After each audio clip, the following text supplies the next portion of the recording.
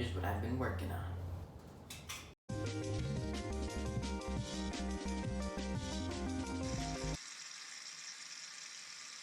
So I'm gonna quickly spray to fill in some of the gaps of the prints with this flat gray primer. I just ran out of a filler primer, so that's all I got. I just want to show some of the parts real quick though. It came out pretty good. Some print lines there. This was no support, so since it was no support, it came out like that. So I'm gonna have to sand that. Maybe just coat it with some resin or something. But yeah, I'm just gonna spray these down real quick.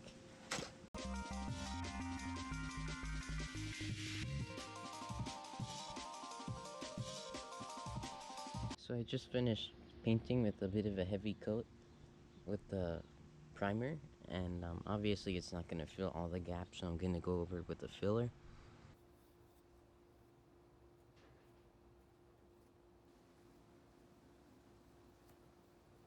Alright, so I got these parts all primed and I filled them up with the nail hole filler. So you put it on pink and it dries white. I used it in my Predator video.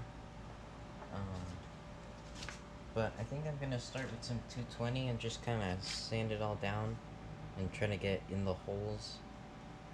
Just trying to smooth it out.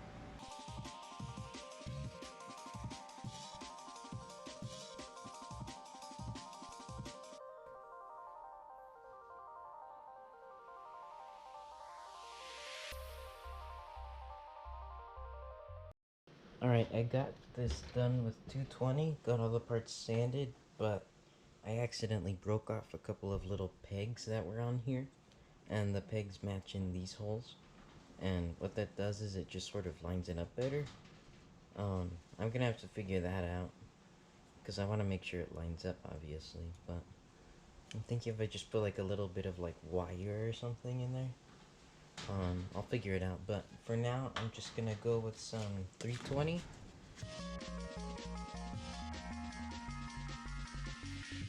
Alright, real quick, I'm just gonna go wipe down the parts with some rubbing alcohol and a paper towel, just to get all the dust off.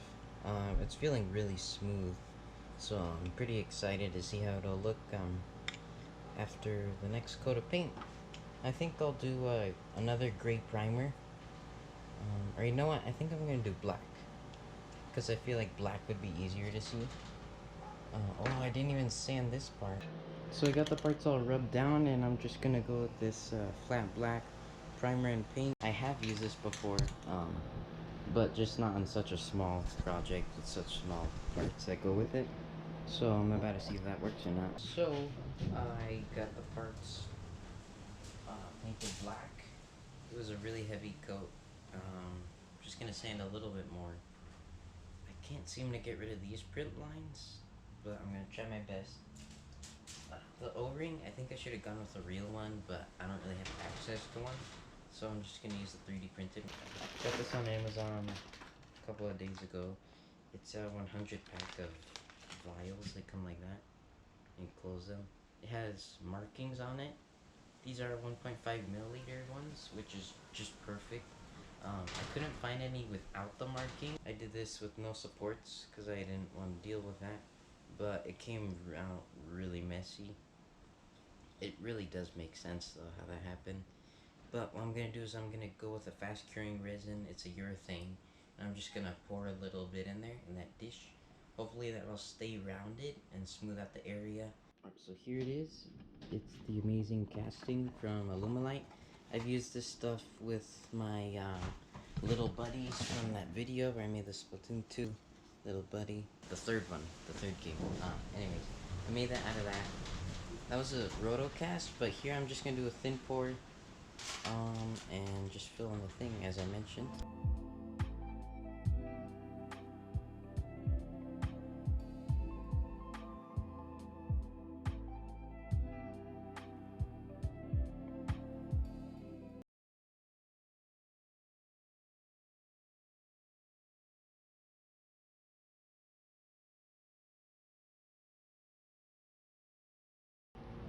real quick, I just want to go with the X-Acto in between all the holes to make sure that the vials will fit nicely in there and have space. I've been doing this for a little bit already, just to make sure that it's not such a tight fit.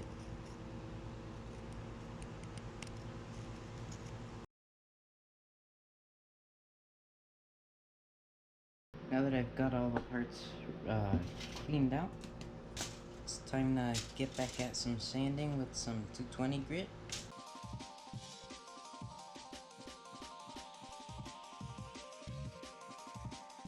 Alright, so you know how I mentioned that peg breaking off? Now I was gonna replace it. I have this wire, I don't know if that's the same thickness. Actually, that could work. Let's see if it fits in here. It does fit. I might have to clear that out though. So I think I'll just cut off a couple little pegs here, and then I'll just go with my X-Acto here and just kind of make the markings like a little hole. That way I can glue it together and it would be strong. I'm still gonna put some glue on this part here. Let me try to go over what I just did. I got this wire here and I cut really small stubs. I almost lost it right now. I apologize for my dirty hands. I don't know if you can even see that if it's focusing.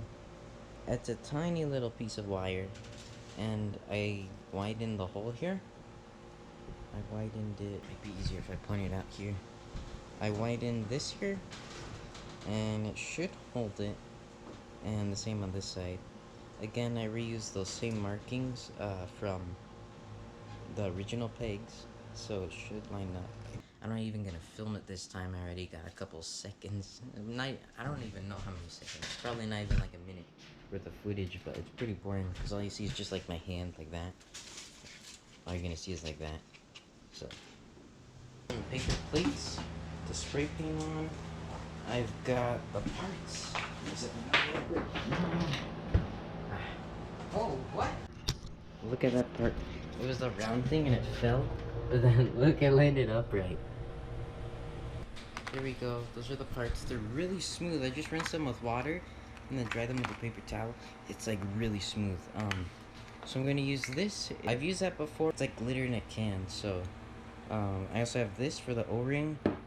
Also, I recommend getting a real O-ring if you're gonna do this, because this is so fragile. I'm really scared of breaking it.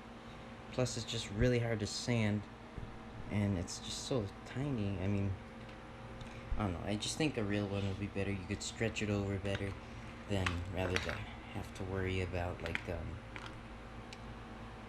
breaking it, trying to fit it over this. Alright, I'm gonna do this quick because it's kind of windy, and I'm wearing gloves because I'm gonna hold it while I spray it. So here goes nothing.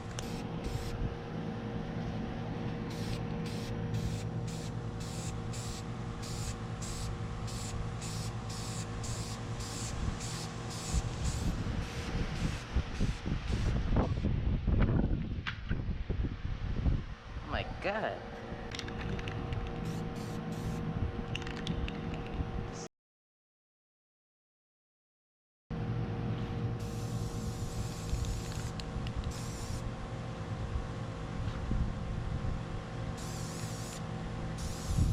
Hey, that works really good. Just put my finger in it, flip it around, paint it, flip it around, no. Paint it. Oh, that just went in my face.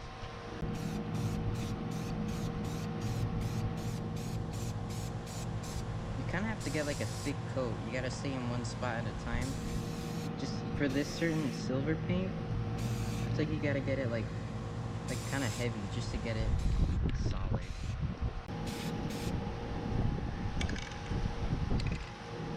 I know I'm doing a terrible job right here, but like I said, you gotta get it really heavy. Looks somewhat realistic to a real O-ring. I'm glad I was wearing gloves, but look at my arm, look at my hair, it's weird. It's so weird. I don't like it. Anyways, we're all done here with the paint job. So, that's about it. Just gotta wipe the nozzles. Make sure if you're gonna spray paint that you have like a tissue or something where you could wipe your nozzles so you don't get any clogs or anything like that. 'Cause you can mess up a really good can simple mistake. Paint's had plenty of time to cure, so shouldn't be a problem if there's any stickiness or anything, because it did have plenty of time to cure. So I have my pliers here and my X-Acto knife to scratch off some paint. Here's the original cap. I wanted to show you this. Yesterday I didn't like the look of the silver, and if you look at the normal base, it's white and it's not silver, so it's just gonna make it more realistic. It's not perfectly smooth. I didn't sand that. I should have sanded that. I know it's the wrong label. In the movie, it's a different label. They have those. You can download it. But mine doesn't have to be completely accurate because I'm not that big about it. But I'm just gonna start to glue some things down and scratch off some paint here because I already test fitted it, and it's kind of rough. It doesn't go in that well, so I'm gonna have to scratch off some paint there. You can already see some is coming off, but yeah, just gonna clean it up with the X-Acto and glue it in, and I'll show you the rest.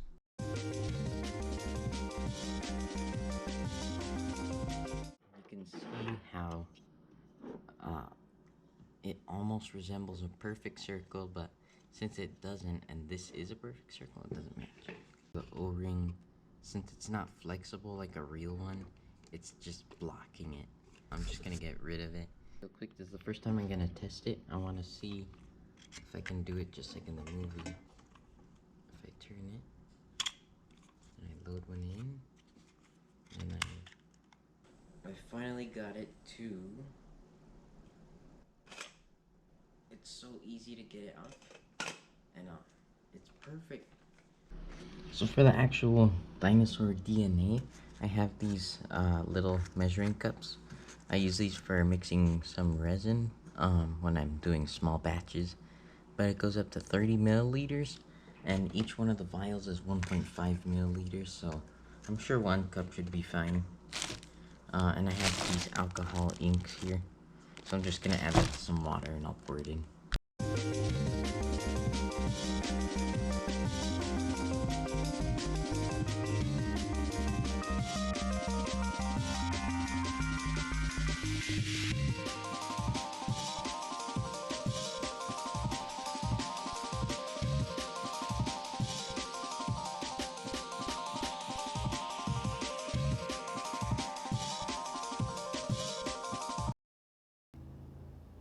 Alright, let's see if you can spot the fake one and the real one.